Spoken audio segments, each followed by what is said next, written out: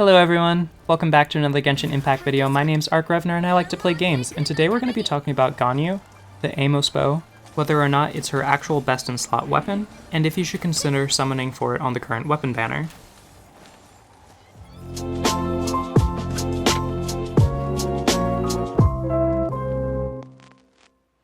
In my last two videos, I actually talked about the Prototype Crescent and the Blackcliff Warbow, and whether or not they were good for free-to-play players. But today I actually wanted to talk about the current rate-up 5-star weapon, the Amos Bow, and discuss whether it's actually worth summoning for. There's really no question about whether this bow is good or not. It is a great weapon, and it's probably Ganyu's best in slot. But with limited resources, a lot of people probably want to know whether it will actually increase her damage enough to be worth pulling for. So, as you can see, my attack is actually very high. It's at 2,369. My Elemental Mastery is at 126. My crit rate is 32.6%. My crit damage is 204.2%. My energy recharge is 110.4%, which is a little low, but doable. And my cryo bonus damage is 61.6%. Now, the Amos Bow was designed for Ganyu. It's currently one of the only bows that actually actively increases your charge damage, and since that's where Ganyu gets the majority of her damage, this is what makes this weapon really shine. That and the really high base attack and attack substats makes this weapon a monster in terms of overall damage potential. Alright, and like in my last two videos, I am still sticking with the Blizzard Strayer. I do think that this is one of her absolute best sets. If you cannot manage to get a Blizzard Strayer set and you have a Wanderer's Troop set, even though it's harder to farm, you could go with that and go for a Melt comp. But I think in terms of general combat as well as freeze comps, the Blizzard Strayer is the way to go because you get so much crit rate, and that way you can pour everything into your crit damage substats. My constellations are all currently at 0. I do have a few constellations on her, but I'm actually saving that for another video so that we can compare with one that has constellations to see how big the damage difference is. If that sounds interesting to you, make sure to subscribe so that you can check out that video when it drops. And as for my talents, they're all sitting at level 8. I actually do want to level these up further, but I do not have the materials to do so this is where they're staying, at least for now. Alright, now that we have my build out of the way, you're probably wondering how to get your hands on the Amos Bow. Well, the only way to get it is through the gacha, and as we all know, the gacha is notorious for not giving us what we want. However, it is on rate up, but as most YouTubers will tell you, the rate up banner is a little bit of a trap, and I'll get into that in a second. But the Amos Bow is very good. As you can see, it starts out with a really high base attack at 46, and its sub attack starts at 10.8% attack, which is really nice and allows you to go for different substats when you're rolling for artifacts. It also increases your normal and charged attack damage by 12%, and normal and charged attack damage is increased by 8% for every 1 seconds for up to 5 times when an arrow is in flight. I wanted to quickly show you guys these percentages because my weapon is currently refinement rank 2. I actually managed to get it when Venti was up on rate up, and actually randomly on a free wish from the standard banner. So please keep in mind when we get to the damage section that I will be doing about 2 to 3% more damage than the average Amos Bow at refinement rank 1. Alright, and now here's a word of warning. Remember how I said that this was a bit of a trap? Well, I think that most content creators would agree with me and actually actively advise people not to pull on the weapon banners because of their rates. You are guaranteed a 5-star every 80 pulls, which is 10 less than the regular banner when pulling for characters, but there are some tricky things about this. So you'll see that the percentage drop for one of the 5-star weapons when it does hit a 5-star is 75%. And that's actually pretty good. You're most likely going to get a rate up. However, you only have a 50-50 chance of getting the rate up one that you want with no guarantee of getting the one that you want. This makes it really hard to say that you should summon for these while they're on rate up because technically you can summon and summon and summon and summon, get a 5-star, but not get the 5-star that you want because there was only a 50-50 chance. There's also a 25% chance that you won't even get one of the rate up weapons, that you'll get an off-banner weapon instead, in which case you'd be getting a weapon completely off of what you originally wanted, and that you could have randomly pulled instead on the standard banner with enough time. So 9 times out of 10, I would actually advise people not to pull on the weapon banner because I just don't think that it's worth it unless you are interested in both rate up 5-star weapons. If you're only interested in one, you're not guaranteed to get that one. But if you want both, and you're interested in both and don't care which one you get, then this would actually be a very good banner for you. For example, if you main, say, Diluc or Razor and you don't have Wolf's Gravestone but you would like a 5-star weapon for them, this might be a time to pull because then you'd be both getting a 5-star weapon and best in slot weapon for Ganyu, while also giving you a high chance to get a 5-star Claymore for one of your main damage dealing Claymore users. So please, please, please keep that in mind before summoning on this banner because you don't want to regret getting a 5-star weapon, but not the 5-star weapon that you want.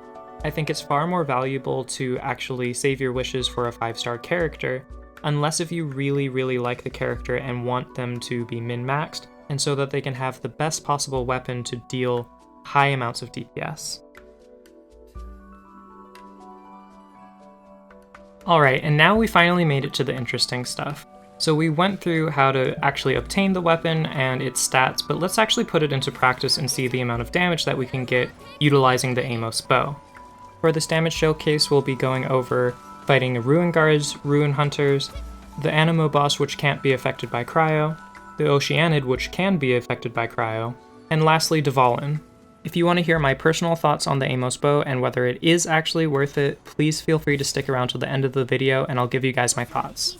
Also, if you've been enjoying the video so far and have been finding it helpful, please feel free to leave me a like and comment down below. It really does help my channel grow and we're actually really close to 500 subscribers, so if you've been enjoying it, please feel free to stick around and hit that subscribe button. I'd love to have you here. I plan on doing a few more videos regarding Ganyu, and I'm actually starting to prep for Xiao, so if you're interested in that, stick around. But for now, let's focus on the damage showcase.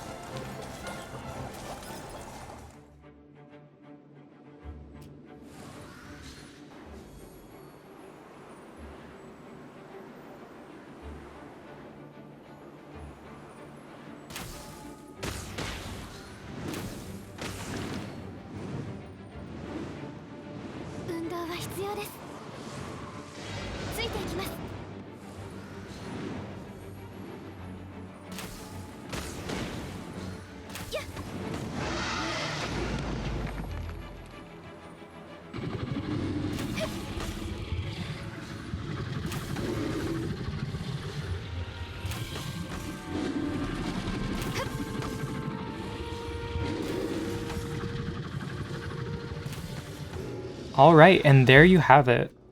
As you can see, the Amos Bow is really formidable. It is an extremely strong weapon. I think the fact that I was able to take down Storm Terror just with Ganyu, just using charge shots using the Amos Bow, really says a lot.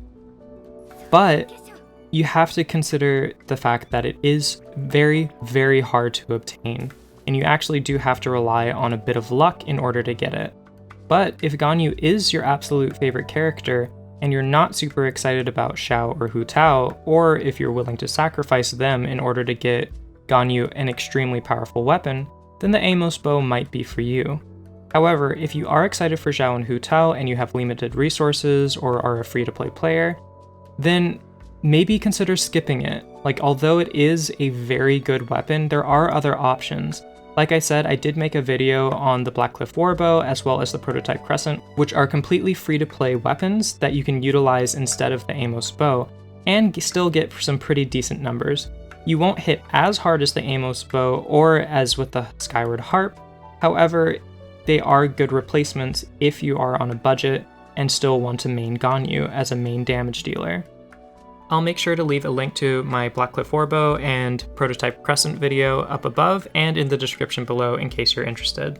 Ultimately, it's going to come down to your choice. I just wanted to show you what it is like when you fully build out Ganyu and the Amos Bow, so that you can make an informed decision on what you think is actually worth it and what you're capable of actually doing, whether you're free to play or pay to win. Alright, that's all for now. I hope you enjoyed the video. Till next time, best wishes. Bye.